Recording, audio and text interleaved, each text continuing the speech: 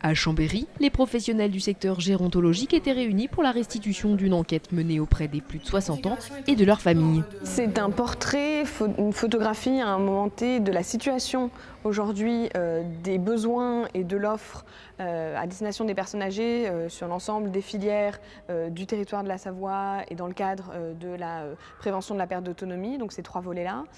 Et on a essayé également de se projeter dans ce qu'il faudra faire demain. Des diagnostics ont alors été élaborés en concertation avec un grand nombre de professionnels du secteur. Dans les axes qui doivent être travaillés, il y a des choses qui sont au niveau national sur la coordination des différents acteurs. Comment les acteurs se parlent pour que le parcours des personnes âgées soit le plus simple possible et que la diversité des acteurs ne soit pas une source de complexité pour les personnes âgées, pour les familles.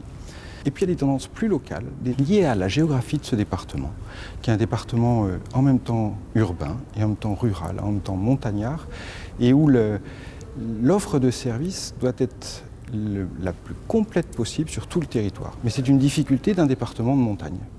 En Savoie, plusieurs problèmes ont pu être identifiés. Ce qui a attiré notre attention, c'est qu'il existe des services aujourd'hui en direction des personnes âgées dépendantes, mais qu'il y a un gros problème de recrutement, des services d'aide à domicile, même des services en hébergement, des EHPAD.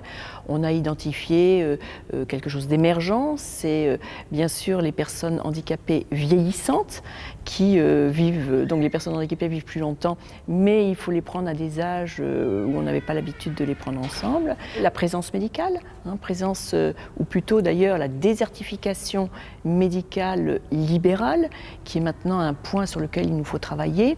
Alors ces ensembles de points ne sont pas tous de décision future du conseil départemental. Le conseil départemental est chef de file pour faire cette étude, ce diagnostic, et ensuite chacun se la réappropriera. Ce diagnostic permettra notamment d'élaborer le futur schéma départemental gérontologique sur la période 2018-2023.